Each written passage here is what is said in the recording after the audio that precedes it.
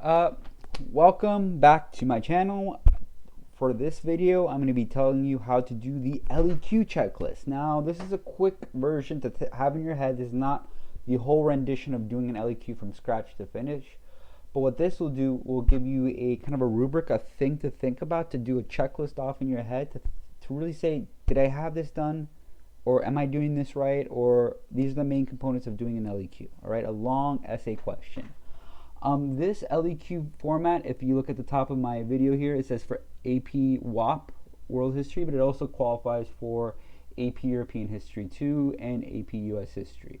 Okay, so for today, I'm going to be showing you, let me zoom in, I'm going to be showing you the checklist that I have for a long essay question. The portion of the exam, which will be the 40-minute portion at the end of your exam, of writing. And the LEQ is similar to the DBQ because you have contextualization, you have that famous thesis, right, to make an actual statement, which I'm sure you guys love doing, right? Everyone loves talking about that stuff, right? But it's like riding a bicycle. Once you get those things down, you can do a DBQ, you can do an LEQ, and that's pretty much half your grade right there on your AP exam. Now, for the LEQ checklist, again, you need to have contextualization. Just like you did for your DBQ, you need to have context. You need to give it a backstory, right? You need to say, in AP European history, 100 years before that connects is a good rule of thumb. Don't go anything further back, or else you're really just talking a lot of European history, not really getting to your point. 3 or 4 sentences of 100 years of prior history in European history to what the question is asking you, right? Again, if it's the French Revolution, you want to go 100 years back, you're going to be talking about the Enlightenment. Anything before that technically would qualify for contextualization, but then you're going to be writing about so much European history, you're never going to get to the question, right? And it's going to be so off that you're just kind of like, it looks like you're just trying to throw words at the actual reader. So, contextualization. Did you talk about 100 years before the question, right? Time and place for AP European history. For AP World History, did you talk about 200 years before the question, time, and place that links up to the concept? All right, check. Got that? Yes, Mr. Sulkowski, got that. All right, moving on. Do you do a thesis? Do you do a thesis correctly? Did you make an argument? Did you use that template that we've been covering? Right, the although template. Now, if you get into a jam and you forget that, you just make sure you're making an argument. Okay, technically you can get around that although template. It's a little tougher because it doesn't really break up your essay into something. But if you find yourself like 5 minutes left and you didn't really see you had a actual strong argument, but your whole essay looks like it has an argument, just jam that in. Say like, the French Revolution was due to Enlightenment ideologies, not, economics or something, and jam it in there, right? But does it have the thesis statement? And that's why it's always good to practice this stuff. It's riding a bicycle. Then for your LEQ, since it's not a DBQ, remember you're bringing this information in that's not anywhere in the document that they're giving you. They're just going to give you a generic question, and normally you're like, oh, I'm just going to start writing and writing and writing and writing, and then I'm going to be like, the French Revolution was amazing because France had a revolution of society, there was a lot of blood and all that stuff. That's just a lot of writing, but there's no actual essence of detail there. All right, so for the LEQ, which some students can find harder, is that you actually need to bring the evidence to the reader, right? You need to think of actual concepts and ideas and facts and people that you remembered at this portion of the exam, because this is after the whole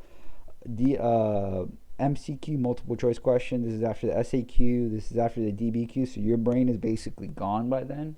But you want to remember about 4 facts, 4 things, 4 people. It could be a person and a fact and a concept. It could be a book. It could be anything that you can inject, right? Like put into your essay that this is evidence. But you don't just say the evidence. You don't evidence bomb, right? Like that's not going to cut it for this, right?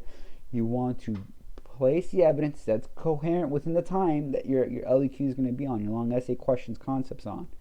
You want to explain that, and then you want to analyze how it basically supports one side or the other. The rule of thumb for this is that you want 4 pieces of evidence, and basically as you're writing your arguments and counter argument side, you want to place it on one side or the other of each side talking about it. So basically, if you're talking about like what really influenced the French Revolution, was it economics more or uh, policies, political, right? Like Sprite topics in general. Well, I would probably, if I picked, politically, it was more of a instigator than the economic institutions of the estates and the actual taxation or whatever. My whole time I'm going to be talking about, I'm going to be saying the political side of it, how the nobility had and the church and the clergy had major control during the French Revolution, or the two estates at the top, and this political power really deadlocked the Estates General evidence, and that's when the Third Estate broke off and became the National Assembly, saying it no longer supported this political this political regime, the ancient regime, the political order in France, and really this led to the French Revolution. So that's my evidence. I explain what it was, and then I can say how it motivated the French Revolution, and I can do more analysis. Remember, it's more talking, but you want to have some evidence, explain some of that evidence on one side, and then if I was doing the economics as a counterpoint, I would say economically, in the economics of the situation, the taxation was a major influencer of the Third Estate. They harbored all the burden of taxation from the two other estates, and through these taxes and the issues with bread, right, the actual the famine of bread, people couldn't afford money economics, which led as a major motivator to change this regime that has been around forever. So what was the difference at this period of time was the economics were a major player. But if I wanted to go back on my political side, I would say even with this taxation being ill represented by the Third Estate taking the majority of it, it still will be politically motivated because it was through the political order that the taxation was brought on. And that's how I kind of play both of those sides as I'm writing my LEQ, my long essay question. You always want to play towards your argument, but you see you want to put evidence on both sides.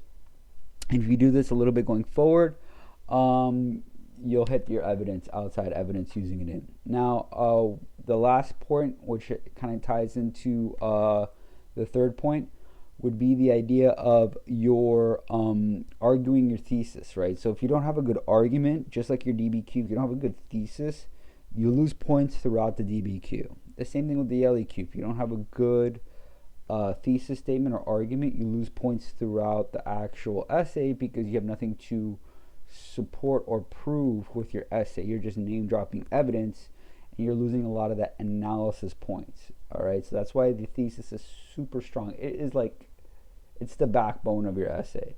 If there's one thing you need to have for a DBQ LEQ, it's a thesis. Like, it is the main thing you need to practice going forward. It's more important than the contextualization. It's more important than forgetting an evidence or misciting something or whatever, or not doing a proper. It's the essence. Without that, you don't have the rest of the whole essay. Just becomes this like gray area stuff that goes around, and you might be the other thing, the sad thing is you might be brilliant, you might be like making my history like, oh my god, this is amazing, you're blowing my mind, and my history, oh, it's amazing, and then I look at it and I'm like, I can't give you any points. You just rambled off on the French Revolution, and you taught me so much stuff about Maximilien Robespierre, and I loved it because I love history. But when it's time to give you a point, I can't give you a point. All right, so that's the other side of it that you want to know and think about going forward. All right, so hopefully this video is helpful for you. Like, subscribe, all that jazz hands. All right, guys, take care.